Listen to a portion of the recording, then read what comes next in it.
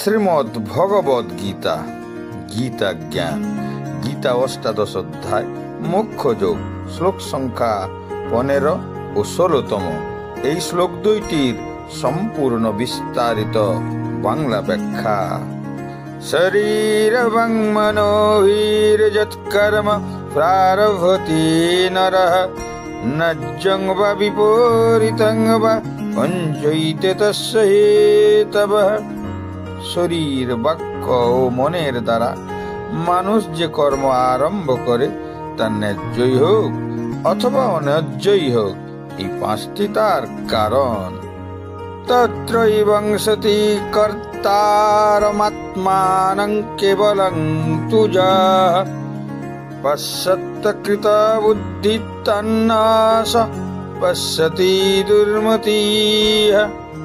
অতএব কর্মের পাঁচটি কারণের কথা বিবেচনা না করে নিজেকে কর্তা বলে মনে করে বুদ্ধির অভাববশত সেই দুর্মতি যথাযথভাবে দর্শন করতে পারে না।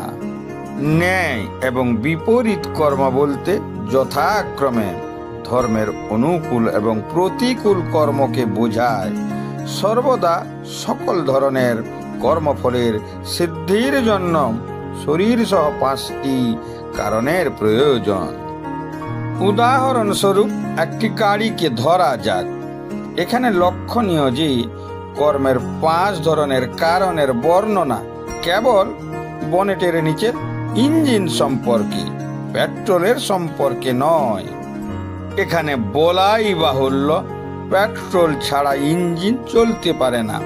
আবার কেবল পেট্রোল দিয়েও কোনো যাত্রা সফল হতে পারে না। ইঞ্জিন এবং পেট্রোলের মধ্যে সংযোগের কারণে গাড়িটি তার গতি অর্জন করে।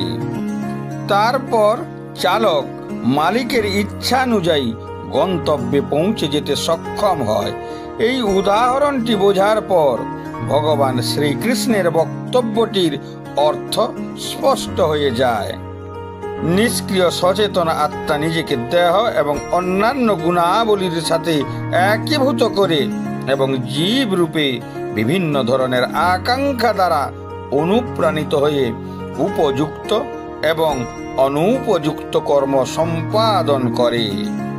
এই সমস্ত কর্মের জন্য উপরে উল্লিখিত 5টি কারণ প্রয়োজন। পূর্ববর্তী 2টি শ্লোকের উপসংহার হলো যে কর্মের প্রতি মানুষের অহংকার মিথ্যা।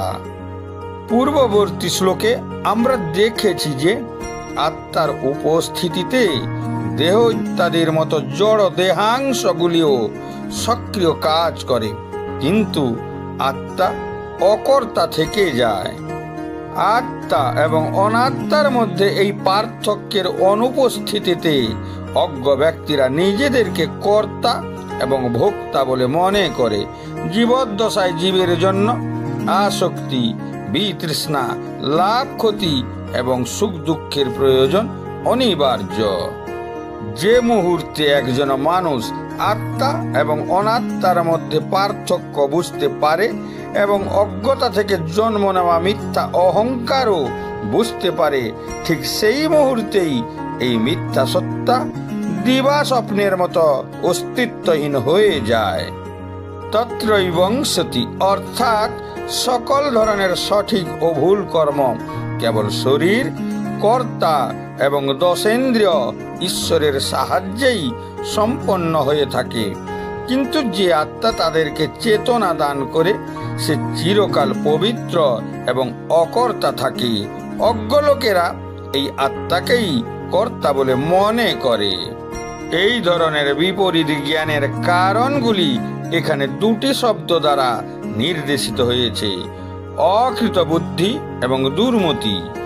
অকৃত বুদ্ধি বলতে এমন একজন ব্যক্তিকে বোঝায় যিনি ধর্মগ্রন্থ, শিক্ষকদের শিক্ষা এবং ন্যায় বিচারের মাধ্যমে তার বুদ্ধিমত্তাকে পরিমার্জিত করেননি।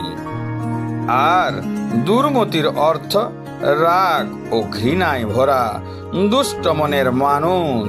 এই উক্তির অর্থ হলো যে ব্যক্তি তার মনকে পবিত্র করে এবং আত্মসমালোচনা করে সে সে নিজের ভেতর অনুভব করে যে কাজ করার পর কেবল শরীর ইত্যাদির মতো জড় দেহাংশগুলিও ক্লান্তি বোধ করে।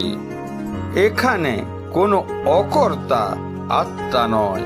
বিপরীত জ্ঞান বর্ণনা করার পর পরবর্তী শ্লোকে শ্রীকৃষ্ণ প্রকৃত জ্ঞান সম্পর্কে বর্ণনা করেছেন।